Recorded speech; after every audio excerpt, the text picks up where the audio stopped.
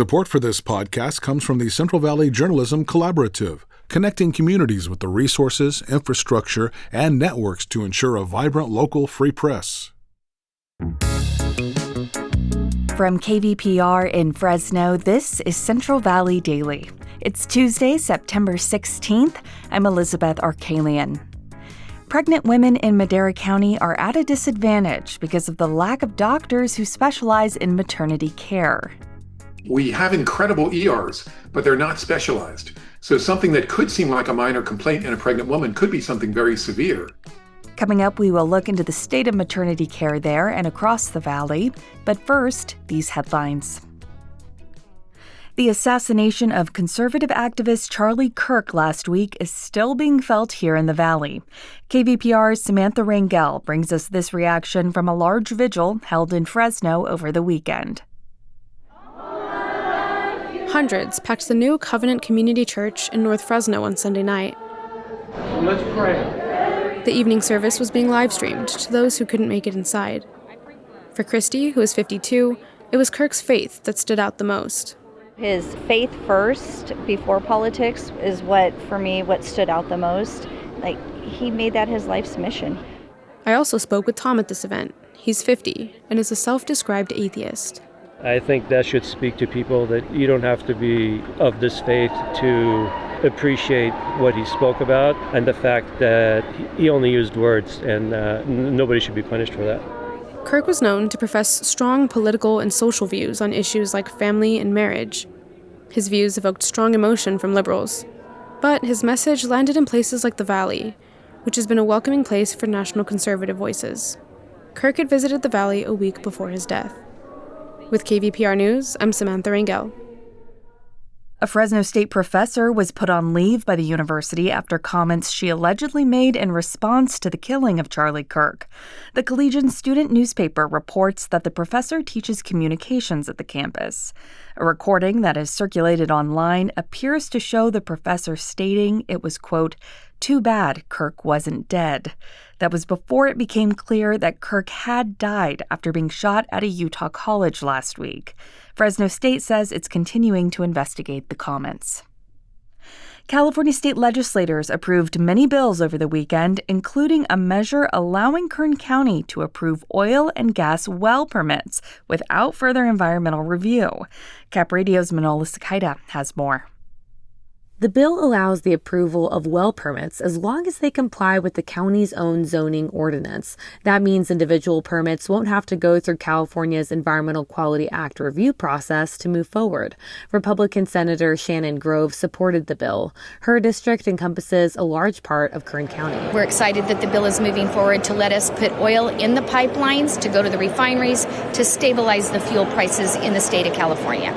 Holland Krutzman is an attorney for the nonprofit Center for Biological Diversity. He describes the bill as a drill baby drill policy for California. Rather than trying to drill our way out of this, we need to move as quickly as possible away from fossil fuel industries and pass policies that, rather than lock us into more fossil fuel production, lead the way to cleaner, just transition. The bill must be signed by Governor Gavin Newsom by October 12th in order to become law. In Sacramento, I'm Manola Sakaida. Several campus leaders in charge of diversity, equity, and inclusion programs at UC Merced were laid off earlier this month. As KVPR's Rachel Livenall reports, students are now speaking out. The campus leaders worked under an office known as the Calvin E. Bright Success Center and the Office of Social Justice Initiatives. Both spaces were in charge of programs that support students of color, as well as those without legal status and who are low income. Now, the Black Student Union at UC Merced is demanding the staff be reinstated. Brendan Wilson works at the Bright Success Center and is president of the student union. It doesn't sit right on my chest at all. It's hard to sleep at night. I can barely sit and even concentrate on one thing. It's like I'm afraid of what's to come next with my final years of college. A support letter by the student group has garnered hundreds of likes, shares, and reposts online. For KVPR News, I'm Rachel Livenall. We reached out to UC Merced officials for comment, but did not hear back by the time of this recording. The largest immigration detention center in California is already holding 500 migrants. An official in the Kern County city of California City confirmed this to the Fresno Bee. However, the Bee reports the facility does not yet have the proper operating permits.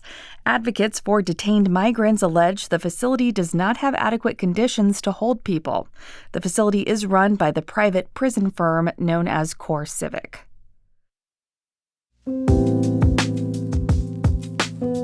Support for Central Valley Daily comes from Body 20 in Fresno's Fig Garden Village, offering full-body electromuscle stimulation training sessions. It's a high-tech, time-efficient way to help preserve and rebuild lean muscle. Each 20-minute one-on-one session is guided by a certified coach using FDA-cleared technology. Body 20 accepts health savings account cards. More information available by searching the Fig Garden location at body20.com. And now to our main story.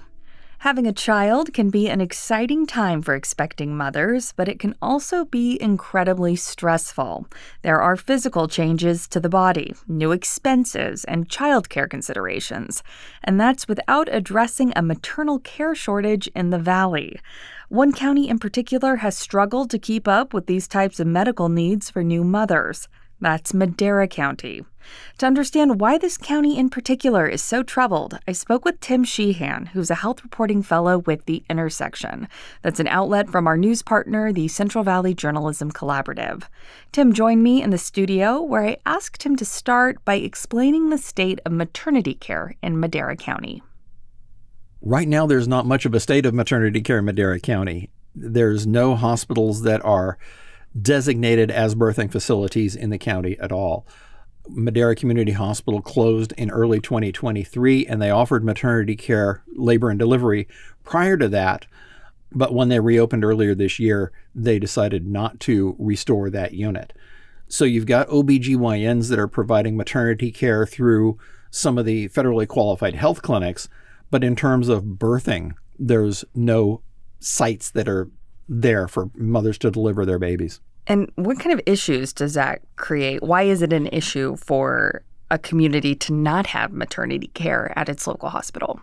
The main thing is that it forces women who are expecting to have their babies to travel longer distances and longer time frames to get to a hospital where they can deliver a baby.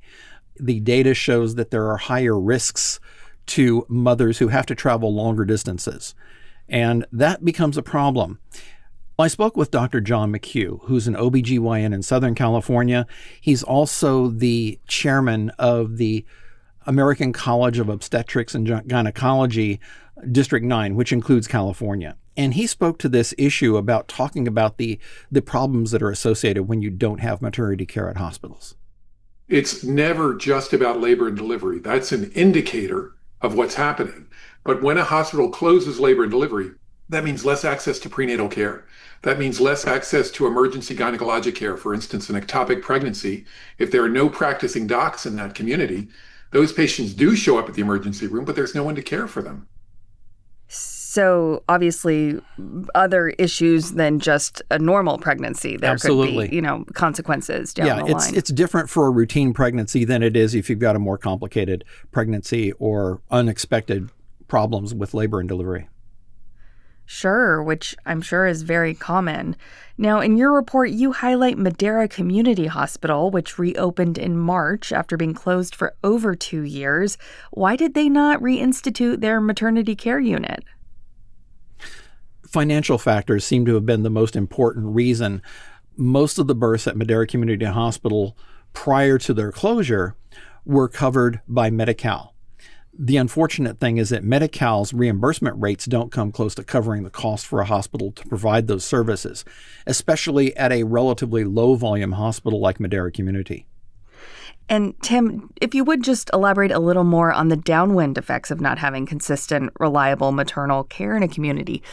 Obviously, that means less jobs, for instance, at Madera Community Hospital. But what about the impact on families? That's an interesting question. Part of the issue is that emergency rooms, if a woman has to go to an emergency room to give birth, if there's not a dedicated birthing facility at a hospital, then that puts an additional strain on the emergency room, which here in the Valley most of our emergency rooms are already overwhelmed with heart attacks, strokes, car accidents, and other types of emergencies. And it creates problems, increased wait times and things like that. Dr. McHugh sort of addressed this as well when I interviewed him. So you can imagine if you're a pregnant woman with a complaint, which may seem, we have incredible ERs, but they're not specialized. So something that could seem like a minor complaint in a pregnant woman could be something very severe. And that patient could be waiting for hours for care. Certainly a situation where specialized care is necessary. Absolutely. I want to circle back to Medicaid or Medi-Cal, which you mentioned. Are there fears that this issue of lack of maternal health care could be exacerbated even more by recent cuts that we've seen? Yes. Dr. McHugh did tell me when I interviewed him that his concern is that you will see more hospitals not accepting Medi-Cal patients for labor and delivery. There are steps in California in the legislature to try to improve access to care, particularly at rural hospitals. There's legislation, wouldn't necessarily affect Madera, but it would affect other areas in the extreme north part of California where you've got vast distances between hospitals. So there's efforts that are underway to try to help improve access to care. But the Medi-Cal cuts or Medicaid cuts could have a negative effect on how many facilities are available for patients. Certainly. Something else that stood out to me in your reporting was that you discuss that this just isn't concerning that there's a lack of maternity care units, but there's another issue, right? Mm-hmm. What is that? We have a relative lack or a relative shortage, and I want to say relative shortage of OBGYNs, the specialists who do prenatal care and labor and delivery and things like that. We looked at the California Medical Association's database, and out of almost 2,000 OBGYNs that are CMA members, there are only about 145 here in the Valley. So, a significant number who aren't practicing in the Valley. And we've got, of our incorporated communities here in the San Joaquin Valley, there's 50 towns or cities where there are no CMA member OBGYNs in practice. There's OBGYNs. Not every doctor is a member of the California Medical Association, but it's a representative sample. I think any woman who's been to a doctor's office in the Valley can probably attest to the long waits that probably believe that shortage that you're elaborating on. And is anything being done on the political or nonprofit side of things to solve this problem? Well, Assemblymember Esmeralda Soria, who is a Democrat from Fresno, has punched through some legislation. I believe it's waiting to be approved in the Senate that is intended to improve training or provide additional training opportunities for registered nurses, for community college to be able to offer a bachelor's degree in nursing, typically a 4-year degree, and try to keep people here practicing in the Valley. She also hopes to see money to ensure that the medical school at UC Merced comes to fruition, that building opens as it's planned to next year.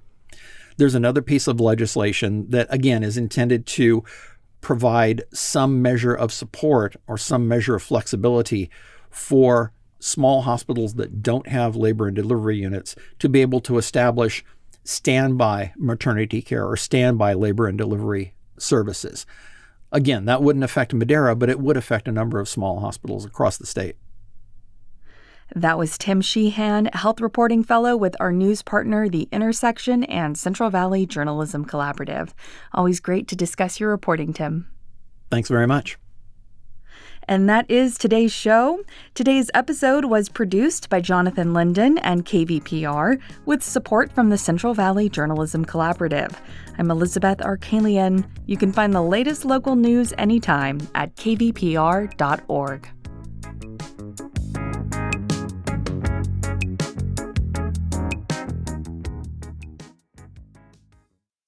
It's rare to find a podcast that can actually change your life. But when the show's called Life Kit, that's kind of the whole point. I'm Mariel Segarra. 3 times a week on the Life Kit podcast, we guide you through a topic we could all use help with, From personal development to healthy living to managing your dinero, with takeaways so you can start living what you learn right away.